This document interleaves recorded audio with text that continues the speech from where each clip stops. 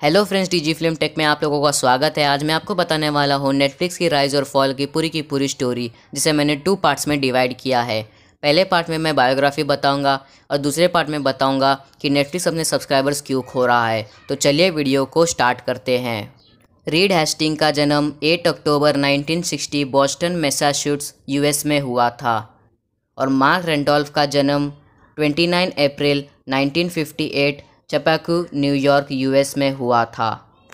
Read Hasting को बचपन से ही मूवी देखना बहुत ही ज़्यादा अच्छा लगता था और ऐसे ही वो एक दिन अपोलो 13 मूवी का कैसेट रेंट पर लाए थे और उसे सही समय पर वापस नहीं कर पाए, जिसके बाद वो जब 6 वीक्स के बाद उसे वापस देने गए तो उन्हें $40 का फ़ाइन भरना पड़ा। और एक दिन रीड हेस्टिंग जब जिम कर रहे थे तब उन्होंने सोचा कि जिम का मंथली फ़ीस मॉडल कितना अच्छा है, महीने में एक बार फ़ीस भर दो और फिर जिम करते रहो, जिसके कारण उन्होंने अपने दोस्त मार्क रेंडोल्फ के साथ मिलकर नेटफ्लिक्स की शुरुआत की। नेट का मतलब इंटरनेट और फ्लिक्स का मतलब मूवीज़। नेटफ्लिक्स पहले कैसेट्स बेचता था, मगर बाद में वो सीडी डीवीडी बेचना शुरू कर दिया। पहले नेटफ्लिक्स भी पे पर रेंट के मॉडल के हिसाब से ही काम करता था, मगर सितंबर 1999 के बाद उन्होंने मंथली सब्सक्रिप्शन शुरू कर दिया और 2004 में मार्क रेंडोल्फ ने नेटफ्लिक्स से रिटायरमेंट ले लिया। और फिर जब इंटरनेट का ज़माना बहुत ही ज़्यादा चल रहा था तब 2007 में नेटफ्लिक्स ने अपना पहला वीडियो स्ट्रीमिंग सर्विस शुरू कर दिया और फिर धीरे धीरे Netflix online video streaming service का किंग बन गया। जब नेटफ्लिक्स ने अपना मंथली सब्सक्रिप्शन शुरू किया था तब नेटफ्लिक्स बहुत ही ज़्यादा फेमस हो गया था, जिसके कारण रैंडोल्फ और हेस्टिंग ने जेफ बेजोस के साथ मीटिंग की थी, जहां पर Amazon.com ने नेटफ्लिक्स को एक्वायर करने के लिए 14 से 16 मिलियन डॉलर के बीच की डील की थी। रैंडोल्फ को ये डील बहुत ही ज़्यादा पसंद आई थी, मगर हेस्टिंग के पास 70% स्टेक था कंपनी का, जिसके कारण हेस्टिंग ने ये ऑफ़र को मना कर दिया, जिसके कारण जेफ बेजोस ने अपना खुद का ऑनलाइन स्ट्रीमिंग प्लेटफॉर्म शुरू किया, जिसका नाम उन्होंने रखा अमेज़ॉन प्राइम वीडियो।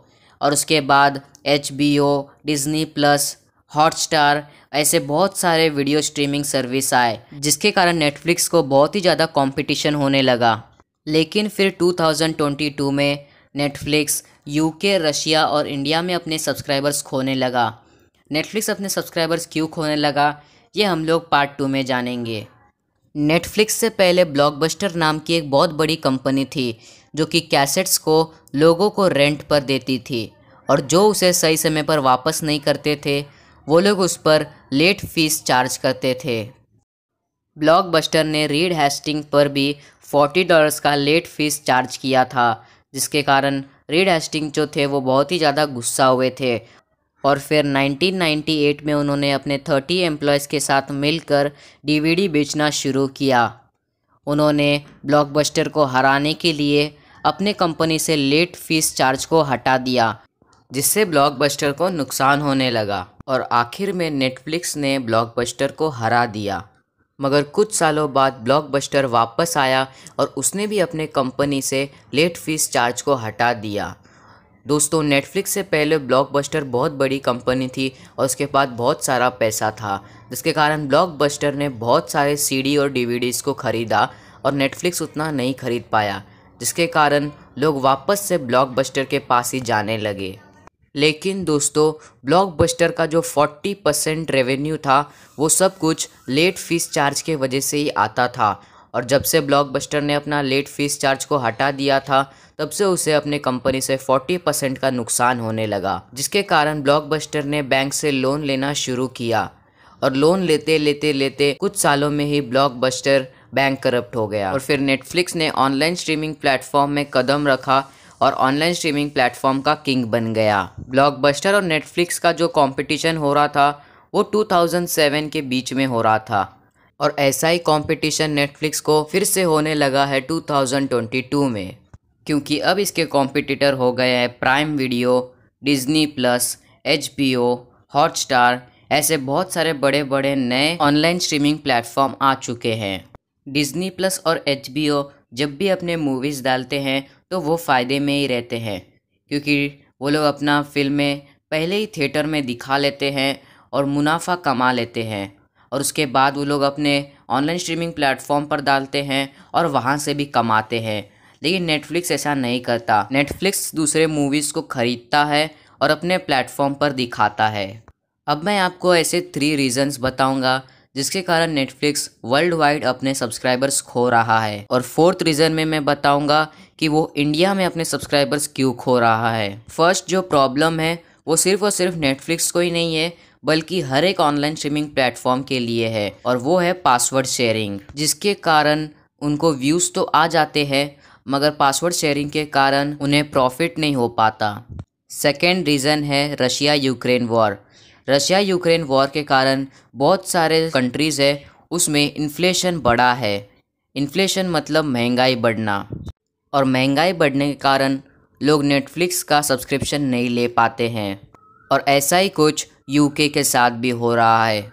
यूके के बहुत सारे गुड्स और ऑयल रशिया से आते थे, और जैसे उसने रशिया पे प्रतिबंध लगा दिया उसके बाद वो सारी चीज़ें यूके के पास आना बंद हो गई, जिसके कारण यूके में इन्फ्लेशन बढ़ा और लोगों ने नेटफ्लिक्स का सब्सक्रिप्शन लेना छोड़ दिया।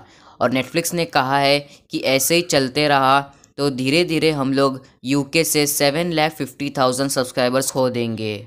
और थर्ड रीज़न ये है कि नेटफ्लिक्स ने बताया कि इस साल के फर्स्ट क्वार्टर में हम लोग 2 लाख सब्सक्राइबर्स खो देंगे, जिसके कारण नेटफ्लिक्स के शेयर 35% नीचे गिर गए और उसको $50 बिलियन का लॉस हुआ, जो कि बहुत बड़ा अमाउंट होता है।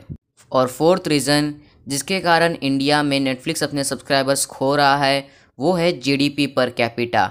इंडिया का जीडीपी पर कैपिटा बहुत ही ज़्यादा कम है, जिसके कारण लोग पासवर्ड शेयरिंग या फिर पायरेसी से वीडियोस देखते हैं, जो कि इंडिया में बहुत बड़ी प्रॉब्लम है, जिसके कारण नेटफ्लिक्स इंडिया में इतना राइज नहीं कर पाया जितना वो यूएसए और कनाडा में किया था।